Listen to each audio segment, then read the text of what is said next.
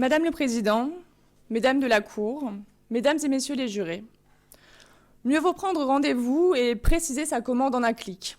Voilà ce que nous dit Mohamed K., un des deux accusés, à qui il est reproché non pas de s'être livré à un e-commerce louable et classique, mais d'avoir commis des faits de proxénétisme aggravé, qui sont des faits criminels au sens de la loi pénale, mais aussi des faits de traite des êtres humains. Au cours des débats, vous avez entendu Mohamed K, mais aussi Eric V, à qui sont reprochées les mêmes infractions. Vous avez également entendu le représentant légal de la société paye-ton-offre.com, accusé quant à elle de complicité de proxénétisme aggravé. Vous avez également entendu les parties civiles.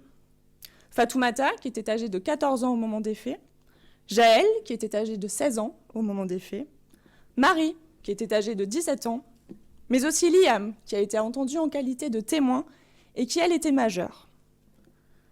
Alors arrive bientôt, pour cette cour, le moment d'exercer la fonction qui est la vôtre dans cette enceinte judiciaire. Je veux bien sûr parler de la fonction de juger. Et pour ce faire, vous devrez analyser les faits, apprécier une personnalité, vous prononcer sur une culpabilité et, éventuellement, prononcer une peine qui devra être adaptée et juste. En tant que ministère public, je ne porterai ni les intérêts particuliers de la défense, ni les intérêts des parties civiles. En revanche, je représenterai l'intérêt général, en ce que la société que je représente a été profondément perturbée, déstabilisée par ces crimes que sont le proxénétisme aggravé et la traite des êtres humains, qui sont en réalité de nouvelles chaînes que l'on vient poser sur de bien frêles poignées.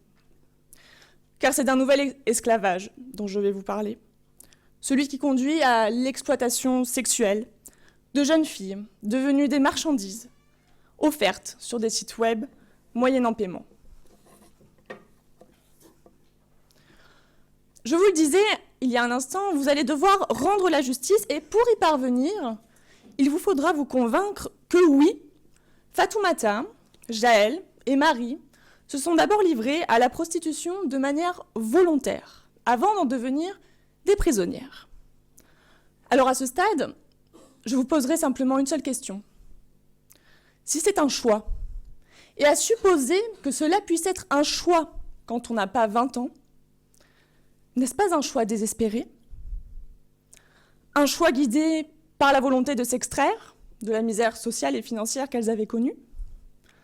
Un choix sans doute aussi facilité par la vulnérabilité, car je vous le rappelle, elles étaient toutes mineures au moment des faits. Pour vous convaincre, les 3 parties civiles sont venues à votre bar et elles ont dit leur calvaire. Elles sont venues, le cœur battant, un goût de bile dans la bouche, à l'idée de revoir leur bourreau. Et d'ailleurs, vous ne serez pas dupes. Si Liam ne s'est pas constitué partie civile, c'est uniquement par peur des représailles. Pourtant, du courage, elles en ont toutes. Souvenez-vous de Marie, 17 ans, qui vous a expliqué comment Mohamed et Eric avaient pris le contrôle de son intimité. Ce n'était plus son corps qu'elle déshabillait à chaque passe, non. C'était un objet qu'elle peinait à reconnaître, tant elle en était dépossédée. Souvenez-vous de Jaël, 16 ans, qui a dit qu'à chaque matin, elle se réveillait avec les souvenirs des violences de la veille. Et des violences? Ah, il y en a eu. Beaucoup. Trop. Il y a eu celles des accusés, qui comparaissent aujourd'hui devant vous, et qui n'ont pas hésité à la frapper, à l'insulter, à l'humilier, pour qu'elle obéisse. Et puis il y a eu celle des clients. Alors oui, vous ne les jugez pas aujourd'hui, mais pour autant elles gardent le souvenir des violences qu'elles ont subies. D'abord les insultes, puis les coups, gratuits et nombreux. Parce que ces hommes, ils étaient sûrs de leur droit d'user et d'abuser de ces corps qui étaient jetés devant eux, comme on jette des morceaux de viande fraîche dans un enclos de tigre. Et puis souvenez-vous de Fatoumata, 14 ans, qui a dit qu'elle avait eu, à cet âge, le sentiment de ne plus avoir le droit de vivre. Elle qui vous a aussi avoué qu'à chaque client, à chaque passe, il y avait quelque chose d'elle qui avait été détruit. De tout cela, je n'en dirai pas plus. Elles ont déjà tout dit, leurs mots ont en réalité déjà tout balayé. Mais néanmoins, je vous rappellerai seulement que l'enquête a permis d'apporter un éclairage nouveau sur le proxénétisme et la traite des êtres humains que vous avez à connaître aujourd'hui. Parce que oui, soyons clairs, le décor a changé. Vous n'avez pas à connaître d'un dossier de trottoir comme vous auriez pu l'imaginer, ou d'un dossier de sous-bois mal éclairé, non. Aujourd'hui, vous avez à connaître d'un proxénétisme 2.0, où des sites d'annonces sur Internet jouent un rôle de facilitateur. Et il faut le dire, le mode opératoire est enfantin. Mohamed et Eric ont posté sur le site d'annonce payetonannonce.com des dizaines d'offres comprenant des photos suggestives de ces jeunes femmes qui étaient accompagnées de textes reprenant les principales caractéristiques des prestations.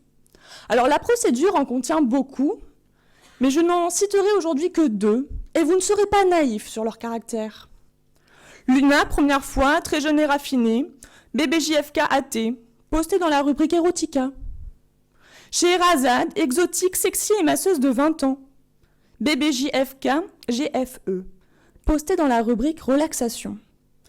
Et tant d'autres annonces au titre évocateur qui font écho à l'imaginaire pornographique des clients. Alors les habitués, les acronymes que je viens de citer, ils les comprenaient et ils désignaient en réalité les prestations sexuelles qui étaient offertes aux clients.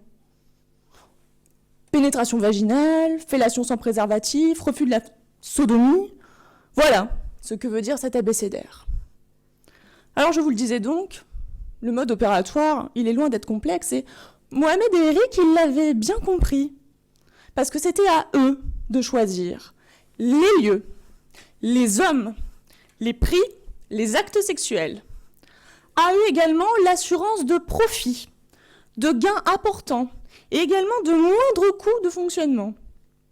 Alors du proxénétisme en bande organisée, ils ont tout, parce qu'ils ont aidé la prostitution de plusieurs femmes en les hébergeant avec le soutien d'autres organisations. Ils ont également tiré profit des produits de ces femmes qui se livraient habituellement à la prostitution.